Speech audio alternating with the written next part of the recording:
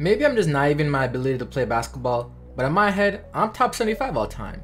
That is what Klay Thompson said after he found out his name was now selected to be part of the top 75 players of all time list. Now, while making a list like this can be extremely subjective and extremely hard to make when you're trying to narrow down only 75 players with the massive amount of talent the NBA has produced over the past 75 years, it's still very disappointing seeing what came out on this list, especially the biggest problem being that the original top 50 is still here. It does feel like they put a little more effort into not stepping on anyone's toes than just making a top 75 brutal list of players based on skill, eye test, and accolades. But with that being said, let's get into the players I feel like were snubbed and some of the players on this list that could be replaceable. Let's go. But before we get started, don't forget to like and subscribe and hit that notification bell so you're notified the next time I post. I feel like this year is going to be a great year for this channel and I'd love to have you guys along for the journey. Okay, first things first, this list has two big issues for me. One, I don't agree with keeping all 50 players from the top 50 greatest players of all times list and then only adding 25 new ones. Because while I do think it's important to pay homage to the pioneers of the game and having players that represent each era of basketball, I also think that there's players that reach a certain level of skill and have a certain amount of accolades in this era of basketball that it should outweigh being one of the first basketball players that played well.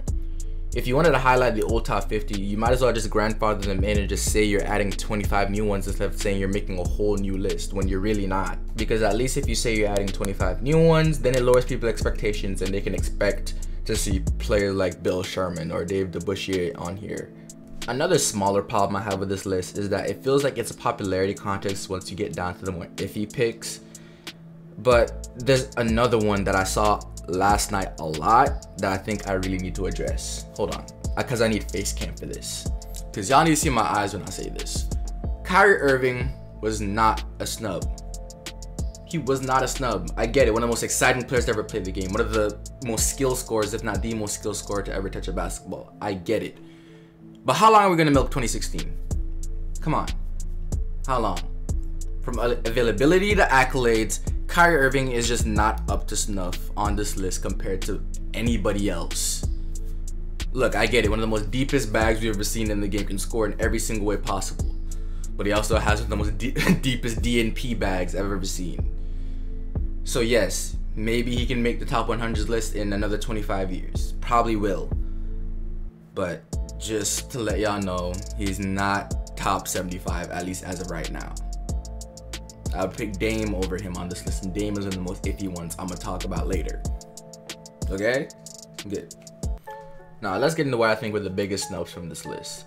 Last night, I think the vast majority opinion was that Dwight Howard was the biggest snub from this list. 8-time All-Star, 2-time leading block champ, 8-time All-NBA, 3-time Defensive Player of the Year, 5-time All-Defensive Team NBA champion, 5 times leading the league in rebounding, etc, etc.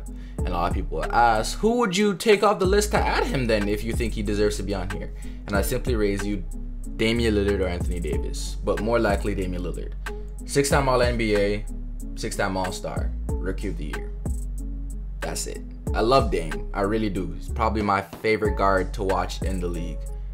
But he has nothing compared to what Dwight's been able to do throughout his entire career, especially those couple first Orlando years. I feel like there's been a lot of disrespect put on Dwight's name over the past couple years for some reason, but I think we all forget that Orlando Dwight was one of the most dominant forces in the league on both ends of the ball. Dwight Howard deserved to be on this list over Dame. But also there's another extreme snub that I don't think a lot of people are talking about, and I think deserves it over Anthony Davis too, and that is Tony Parker. 6-time All-Star, 4-time NBA champion, 4-time All-NBA, Finals MVP, and for a good solid 3 to 5 years on that Spurs team, he was the best player that had Tim Duncan and Manu Ginobili. Tony Parker has done so much in his career and he gets so little respect, and while I get Anthony Davis is a generational type talent, he's almost just like Kyrie where his DNP bag is almost as worse. And I get he played great in 2020, but you can argue that if the bubble didn't happen, who knows what would have happened down the line in that season if he would have even been healthy for the playoffs.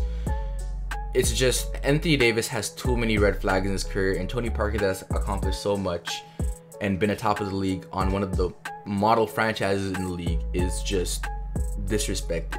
I get Anthony Davis should be on the list maybe in the next 25 years, probably be one of the higher players after his career is done. But as of right now, I do not think he deserves it over Tony Parker. Now, two of the lesser snubs that I think people don't talk about, which it's very hard to put them on this list because I think this is where you'd have to start taking off some of the pioneers of the game of basketball, and that's both Chris Webber and Vince Carter.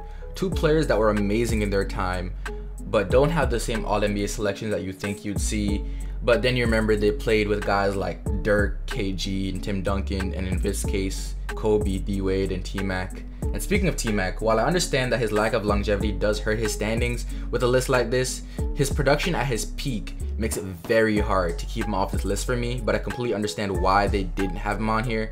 But going back to Chris Webber and Vince Carter, Chris Webber is a 5-time All-Star, 5-time All-NBA player, rebound champ in '99, Rookie of the Year, and to be honest, should have a ring right now, because I definitely think they would have mollywopped the Nets if they made it over the Lakers that year. No problem.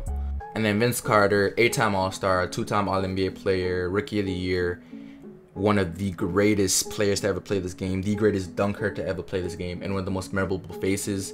And I do think if you're looking at not only cultural impact on basketball, but also level of play throughout his career, I think Vince Carter does deserve to find a way on this list. And if you're gonna take two players out to probably try to sneak these guys in, I think you have to look at guys like Bill Sharman and Dave DeBusschere, who were great players in their time, but I don't think they really fit or are up to snuff when you talk about guys that are from this era of basketball.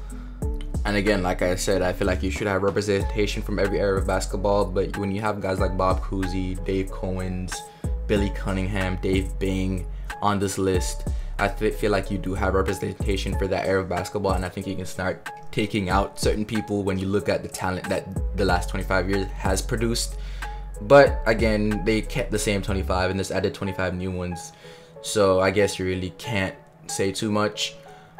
But yeah, guys, that's the video. I feel like there's a couple more guys that may be a little bit snubbed, like Clay and Draymond, who are part of the greatest regular season team of all time, and Draymond, who's one of the most revolutionary defenders we've had in the league in years. They kept him Mutombo. Ben Wallace to a certain extent, but not really.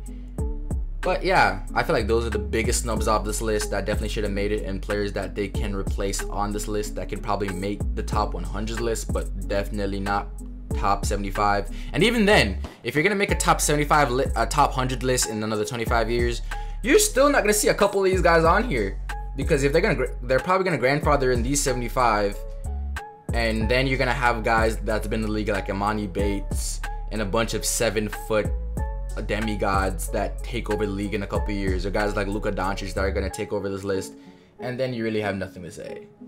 So, but with that being said, join my Discord. I'll be streaming soon, and I'd love to have you guys on there. I'd love to pull you guys in, have some one take goals, think of what your take is for your team, and we talk about it. Here's my Twitch. Love to guys follow that too. But with that being said, this is FLB. That's my time, and I'm out.